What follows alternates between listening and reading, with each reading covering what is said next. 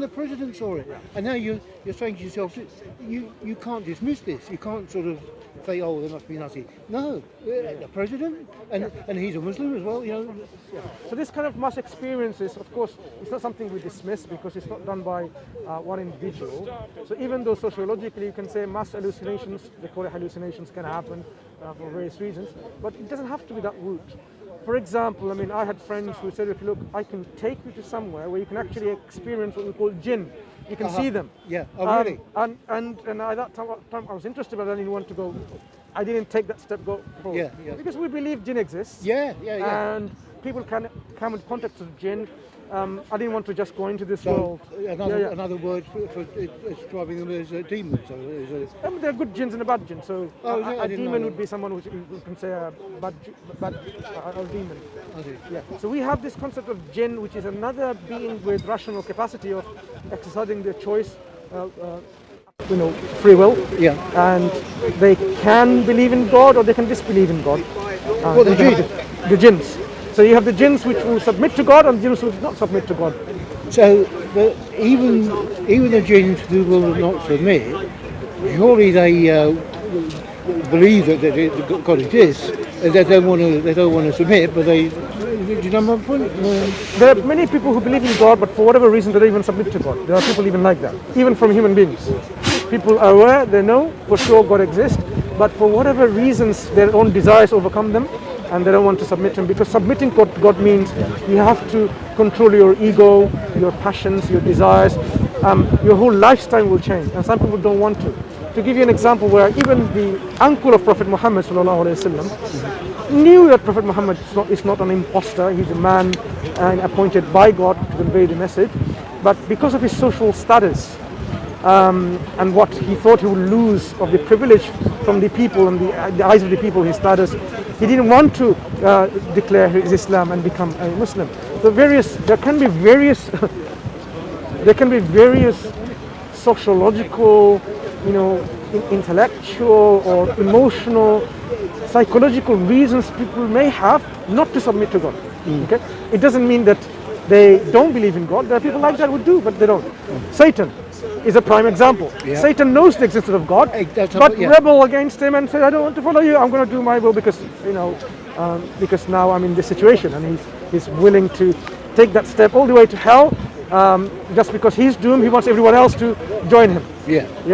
So knowing something doesn't mean that you will act upon it. Another prime example is smoking.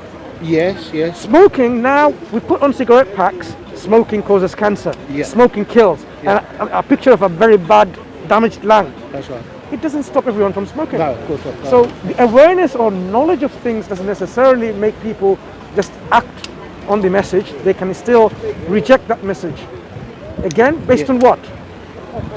Well, they don't want to give up smoking because it makes them happy. It makes them. I actually, one of my own sisters, who was a very bad smoker, and she died prematurely, lung cancer, which was no surprise because she was smoking, so it was no surprise. So people will think that, it won't happen to me, and so on. But it can happen to you. Yeah. So it's an interesting concept where sometimes, you see, if you look at the elements, who's giving you the information, what information they're giving, and the consequences. When it comes to smoking, it is not any Tom, Dick and Harry. It's the health establishment telling you that this is bad for you. The message is very clear. It's sometimes even visual, that it will harm you, it will kill you, you will suffer badly, and the consequences is explained. Yet people not do it. It's not that they don't know where it's coming from. They know it's coming from a health establishment. The message is clear. The consequence is understood, but they still don't do it. Yeah. Likewise, when it is applied to religion and believe in God, it is not that people don't know that the arguments for the existence of God, or even their own self, the experiences they have about the reality and about God, and the message which this God wants, how to live this life of submission and surrender, and of course in a good life. It's not like you just do bad things in submission. The Creator doesn't command people to submit to God by killing people and raping people, of course not. Instead, it's a way of submission to be better, to live a life of, happiness and tolerance in this life, which then gives you the lead to the next life, which is going to be a life of happiness and bliss and joy. Yeah. So people are aware of this message and aware of the consequences if you don't follow this message. If you become really a rebel and arrogant, stubborn individual and you reject this message, then the consequences are awaiting you.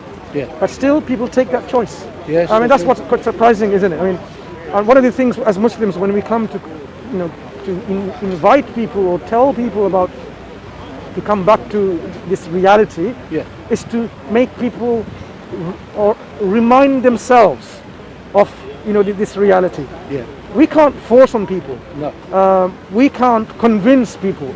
I mean, this is a false notion that I can convince you. We can't. You have to be convinced yourself from the information or whatever other means that is presented to you or come by you that you take in yourself. Yeah. So I can give you all rational reasons why Islam is true, but it might not convince you. Because what convinces you is what you make that as a convincing for you. Yeah. Yeah. So it's a constant, I would say, like struggle to live in this life, to make people understand this. Some people often question, why do you have to tell me about religion? Why do you have to tell me about Islam? Why do you have to, I don't care. But if you knew someone is walking a path and at the end there's a big hole down there, you're going to fall over, would you not warn them? Yeah, of course. I mean, that's how we feel as Muslims. And yourself, what religion do you follow? Well, to be honest, I don't really follow a religion. I mean, I, bought into Catholicism, which is Christianity. And for my part, I have no doubt that there is God, and I have no doubt that there is the devil. I know, those things are around me. We can, if we can see around us evil. We can see it. We can also see that there is good. Absolutely. But I think we could probably weigh up the balance. I think we see more evil than good. It depends on how we transform it, because you see, good and evil is a very relative term in this world of ours. If we create a hole in the ozone layer and people get skin cancers, I mean, you can't say it's evil, the world is evil. We did this ourselves. No, but what I mean is there are people that will do things. Yes. I mean, there are a lot of bad people. Yeah. But there are a lot of good people too. No, but what I'm saying is that you could be bad. I've done plenty of things that are bad, but I've not done anything that's evil. That's an extreme badness. Sure. To me, that's evil. So One of the things, we're all bad. We all do bad things, but maybe we don't do evil things. The extreme badness. So you'd be quite interested to, if you research about Islam.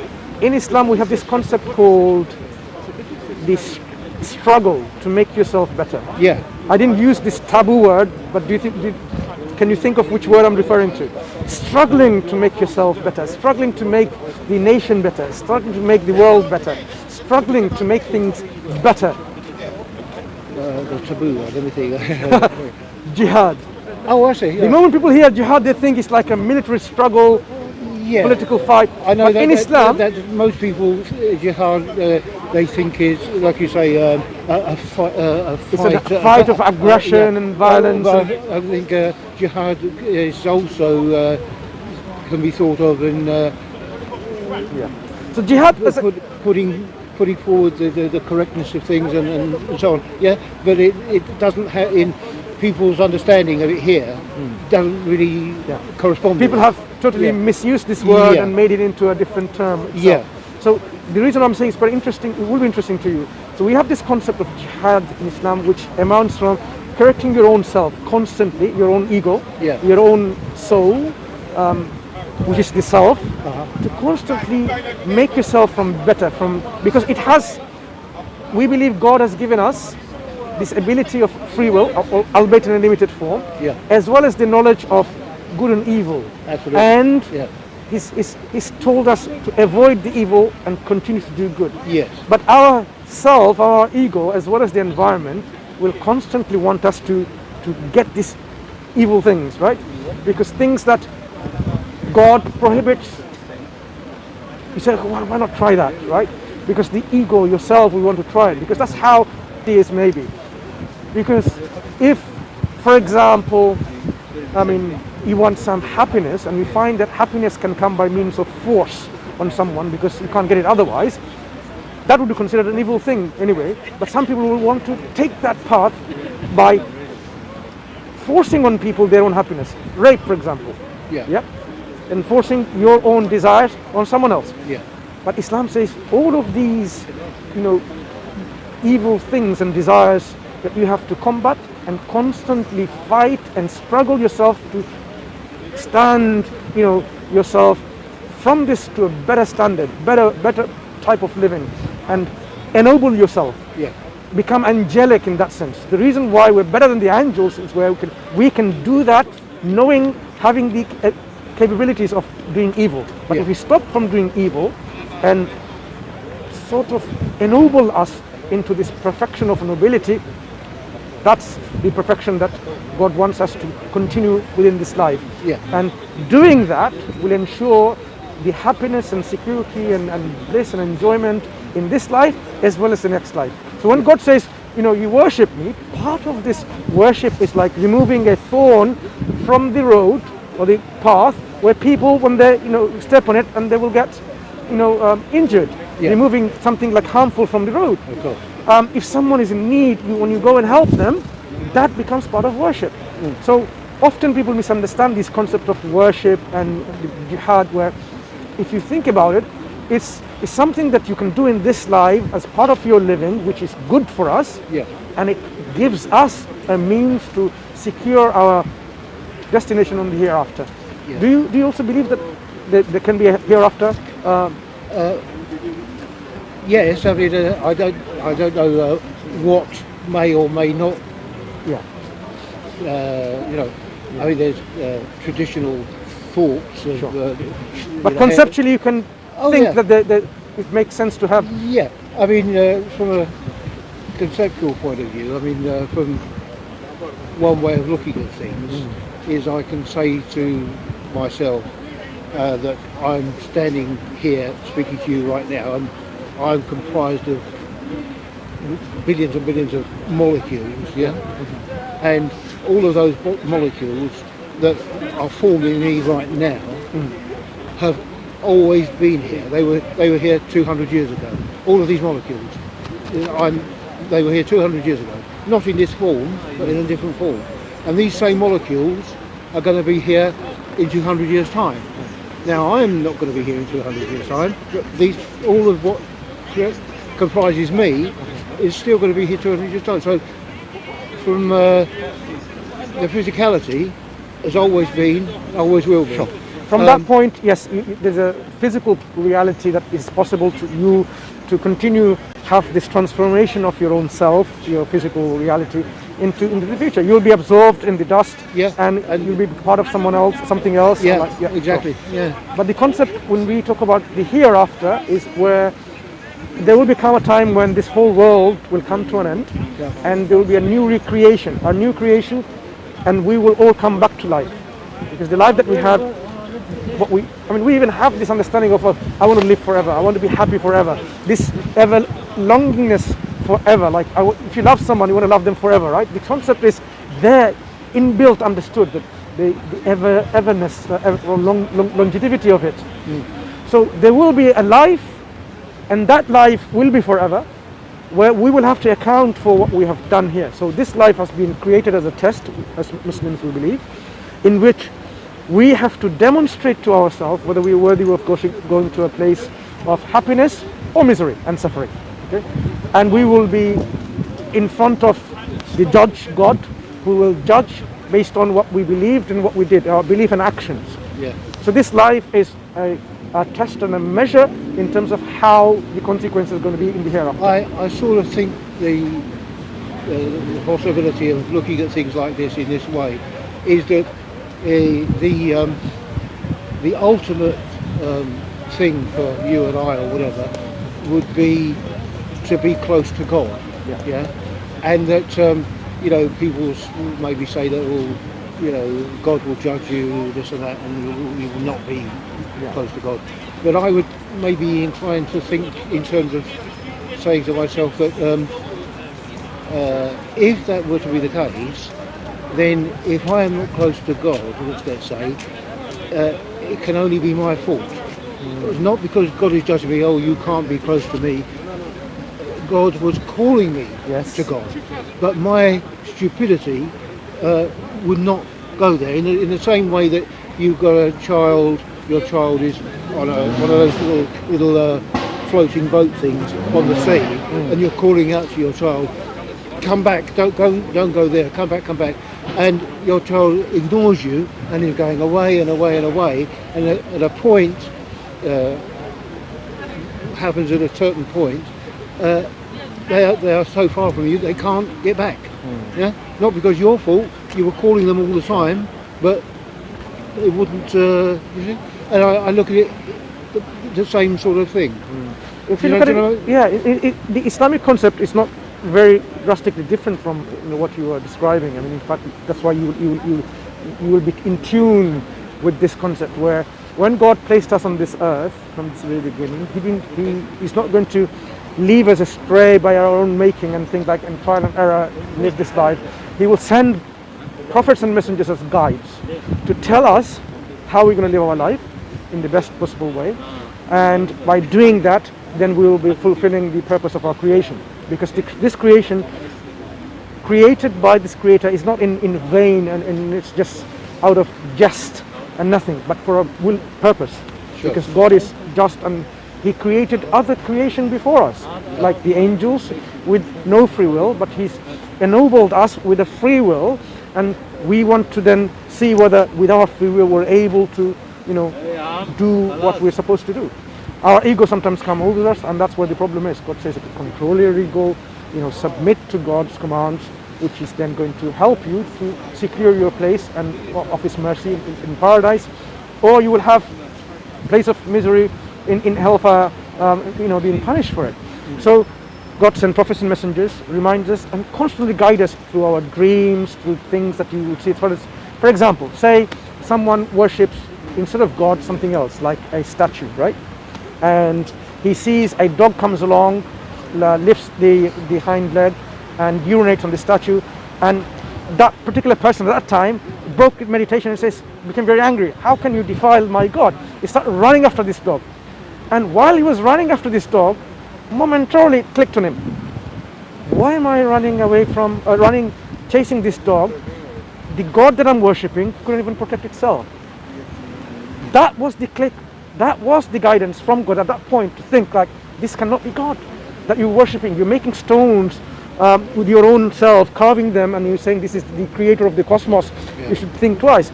So these kind of guidance comes constantly to the people, and prophets and messengers comes throughout. So when our prophet said, for example, if you want to go and find the truth, you go, walking, God will come to you running.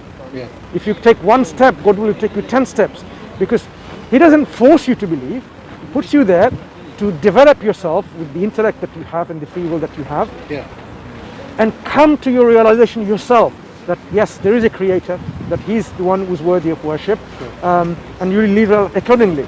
And He gives you the respite. You make mistakes. He gives you, the chance again to come back and reconcile, and He accepts your repentance when you ask for forgiveness. And if you take one step, He takes 10 steps, so that it becomes easier. And He tells you, He reveals books with prophets with evidence. Say, okay, this is what you're supposed to believe, and yet people don't. Well, of course, there's the other side that people will embrace the evil, will worship Satan. And I think that there is far more of that than many people understand. That the world is predominantly being controlled by Satan, and more and more people are buying into it, many of them passively through persuasion, and others of them very deliberately that this is their goal, to worship Satan and to bring about Satan's will around us. You know, and we see it all around us. It's all, and the reason why people go towards this satanic rituals and frameworks is to fulfill